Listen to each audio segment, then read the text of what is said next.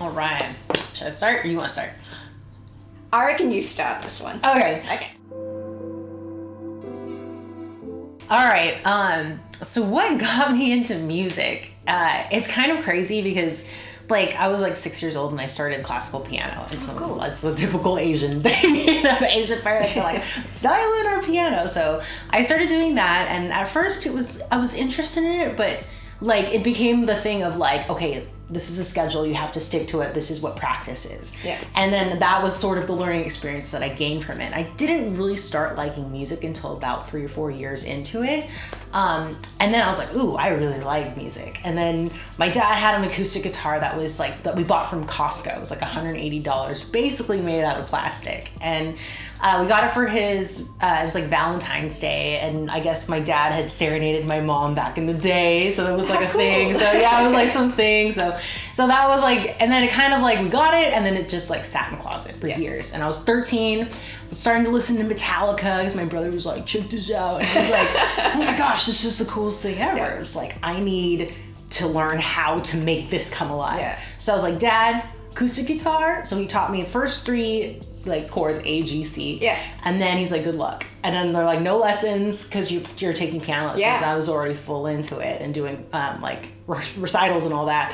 So I just went on the internet. There's no YouTube. Just went full force. Went on the internet. Taught myself guitar. Wow. Taught myself the bass. Started playing in little bands here and there, in garage bands. And then my first boyfriend ever was a jazz drummer. So he taught me jazz. I learned jazz drums hardcore. That was I'm not very good at it though. I just learned it. So that's how it all began. That was the inception of it. Joined a band in college. And then it was an all-Asian girl band called Island Pink, and then we played that show together. I ended up doing sound for her band. Yeah, that story's amazing. But yeah, and then it was an all-Asian girl band. It was kind of indie at the time, and went to school. And basically, I went to school for pre-med, and then I was working at a hospital, and basically they were okay, we got this tour in Asia, and can you go? I was fuck yeah, I can go. Yeah. Bleep that out, I guess. I was hell yeah, I can go.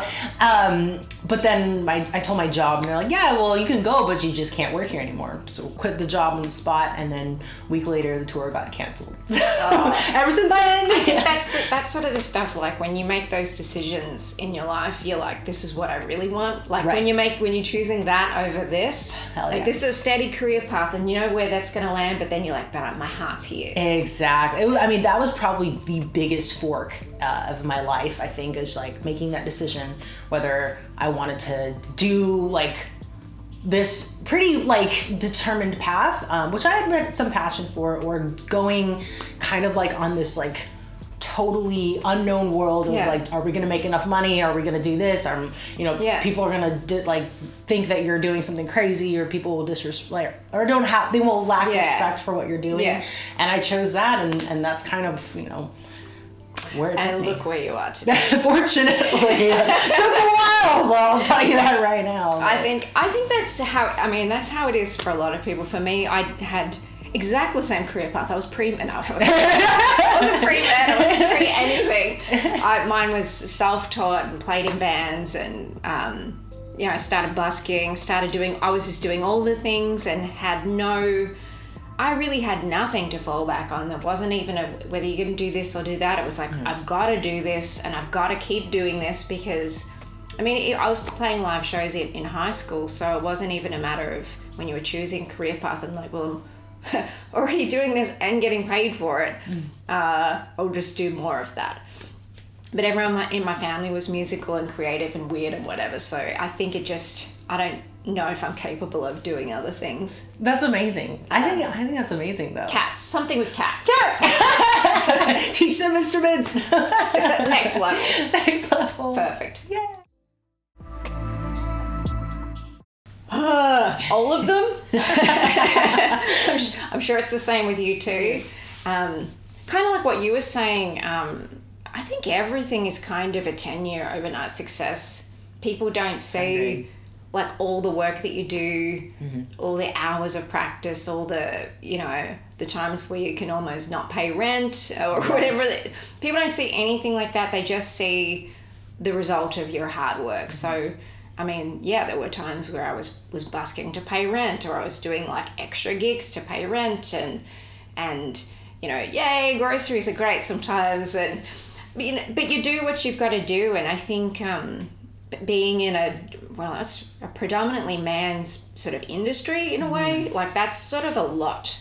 There's a lot of misogyny, and I mean, I'm not going to skip too far forward, but I love the fact that working in the realm of the Smashing Pumpkins, when we're touring together, everyone is literally an equal, and it's like I haven't really encountered much of that. I mean, there's obviously a few people, you know, producers and songwriters that you can meet sort of on the same sort of level with, but like the amount of times in my career, you know, coming up or playing shows where I'd walk into a gig with my guitar, my PA, my lights, and the crowd would ask you, or some bar person would ask you like, oh, is there a band here tonight? And I'm like, yes, so that's me. And then I'd continue to bring more stuff in the mixing desk, and I'd be setting up, what time does the band start? Oh my goodness. Yeah, it's just me. I'm starting at this time. Yeah.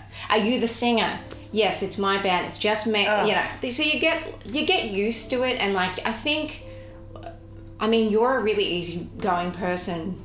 I can't speak for you totally, but like we get along great because it's like we're very pragmatic, and it's like we both know that you both have to get over a lot of stuff and whatever. But like when you're treated with respect, it's like it makes everything you're doing like so much better and easier, and like you don't have to keep proving yourself. Like I found in my younger years, I was constantly having to prove myself. No, I actually can do this, or I've actually done that, or it's not just that, or I'm just whatever. I used to constantly try and validate it with verbal stuff, and now I just go, okay, if someone says, like, it just rolls off me, I'm just like, whatever.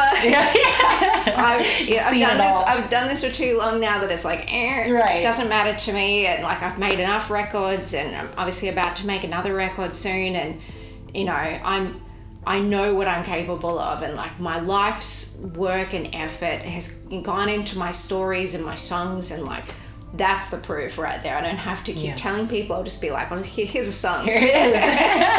What about you? Yeah, I mean, oh my gosh, I feel that so much. And, you know, it's tough. It is really tough being a woman in the rock and music industry in general. Like there was a time we were on tour and we were opening for the Misfits, because Jerry only put together this like super group girl band. Oh, cool. Which I've played in a lot of girl bands, which is really cool because you have like this camaraderie and stuff. Yeah, of course. It's really fun. But like, problem with it was that like Jerry, he put together the band, so we were direct support, so we were like right before them, and like there was this band that I don't even know where we were, but they were like some older punk rock dudes that probably been on like tour dogs for a long time, and they saw us and they weren't having it. They were like, we're bigger than them, who the heck are these girls? So like we go and like do our sound check, right, and then like everything's set, so we leave, and they literally turned all of our knobs, changed all of our amps, and changed everything. And then my amp, actually the amp head had beer poured all over it, which blew the transformer. I don't know if it was from them, but it's it's all signs point. I highly doubt it was the crew. Yeah, it was insane. And so I remember, but like fortunately we were all really pro, so we knew exactly where the knobs were. We looked back, boom, boom, boom, boom, boom, boom, and we were able to pull through. But it's just like, you know, like, what? Come on, man. Like, are we five? But, you know, anyways, stuff like that. And jealousy is a hard one. Yeah. And I think that's some of the misogyny comes from jealousy of like, oh, you're younger and you're pretty and you're talented, like just not having that. Yeah, sometimes, and I think like with also the lack of like women in the industry, like it is harder for us to get recognition, and also harder because if there's not a lot of recognition, not a lot of women want to to push and play. So then it's a lot less of those, whereas a lot of guys are playing and they're all like competing, so then they're getting, you know, like all shred worthy and stuff. So it's so people can't like, they just can't like for some of these guys just can't conceptualize that women can do the same thing. And so, like, you know, like you said, carrying your own stuff and they have to ask you 15 times. It's insane to me. Like, but, you know, it makes you stronger. And, like, you're one of the strongest people I know for sure. And have you seen her bench? So, I mean, like, I'm stoked to hear this new album for sure. Like, by the way, you guys. This one's for you. Start? Oh, no, you start because this is your first big tour. So I want to know, like, what you loved, what was like crazy to you. Like, tell me stuff. Oh my gosh, this experience. Like, I've done touring, but the touring that I've done was like in vans, in like minivans, and like a Winnebago. Yeah, that was like the biggest thing that we've ever toured in. So like, you know, we were like, the first tour we ever did was like, I slept, like me, my keyboard player and the drummer, we were all like these tiny little Asian girls, slept in the trunk of the van. It was just like a minivan, 7-seater. My singer slept on the floor of the van where there's the 2 seats. She just slept on like a little hot dog. It was nuts. Like, we freaking roughed it and we went across the US. To this experience where like, I have a kid now and I just gave up. I didn't think I was going to tour. I was like, it's done. You know, I had my time. I think like the height of it had already happened and this opportunity came. And I remember that first show that we ever had. And Sarah was like, come look at the arena. And I was like, I have never seen an arena before. And it just like slapped me in the chest. I almost cried. I really, and I'm not like a big crier either, but it's shock. It was shock. I mean, I have to say, like, much like you choosing music over, you know, doing pre-med, like it's, you chose to follow your heart. You had a family, and I think that's really something. Not a lot of people can give up, you know, can at least let go of something to go, I'm gonna do this. But to me, it's like, you did the work, it was still in your heart, and I think life finds a way. Yeah, I mean, you auditioned and people were like, oh my God. It was very lucky. It was a very, very luck of the draw that it all happened. But I don't think luck plays into it. Luck factors into some things, like, you know, it may have just been like, lucky the timing was what it was, but like, you know, you're very talented, and like, I mean, everyone could see that. And like, once we got through rehearsals and the first few shows of you going, oh my God, that was real. It was like really like, it wasn't complete terror, but it was just like, it was because it can be it's an overwhelming job to do. And I still, like, I sort of came up in the Smashing Pumpkins in a slower format. It was like these acoustic electric shows, and I'm playing bass, and now I'm playing keys, and now we're doing arenas, and now we're doing this, and it was kind of a stair-step process for me. But like, still though, some of those big festivals, like, as you know now that you've played some of them, you step out there and you're like, and like, you know, Jimmy and Billy and James, they're so calm. They're just like, oh yeah, I've been there and done that. And like, to me, like, I've done it, you know, a number of those festivals still, but like, it's like, whoa. It's amazing. But what was the most exciting thing? Like, what was something unique that you didn't think you'd discover about touring? Oh, the tour bus. Oh, the bus. Like that, like the bus was like, whoa. Like, I think I've been on one bus before. Yeah. But it wasn't like the bus that we had. And like, you know, getting into the bunks and like rolling in, and how well you could sleep on a bunk. Like, what the heck? Yeah, Kiki at first was saying that, like, she doesn't, you know, I didn't sleep well, blah, blah, blah. Then you get into those bunks and you're just like, nah. You're like, it's a big deal. Those buses are insane and really comfortable, and we like, the suspension is you don't know until you've like tried to sleep on something where it's like bumpy roads and whatnot, and you get into a nice bus. It's like, whoa, it's nice. And there's like a coffee machine, and you can make breakfast or snacks. Whatever. It's a snacks. Oh yes, there's videos of you've us probably seen videos of us major snackage. It's all good. The snacks are great, but anything you find difficult on the road? Stuff that's hard, I guess. So the sleep bit is tricky, especially when we're on travel days, and the broken sleep is rough. I did have a little baby prep for it, so but after I got comfortable with sleeping and then going back to it, I was like, oh shoot. Yeah. I think being away from home has been the hardest it ever Totally. has. And I'm like a pretty emotionally close. Like I don't get as emotional as some people, but I think it was a little bit hard leaving family. But I think the excitement also of being in a new place and going and moving has sort of kept my attention away from that. So, but I think that part is tough.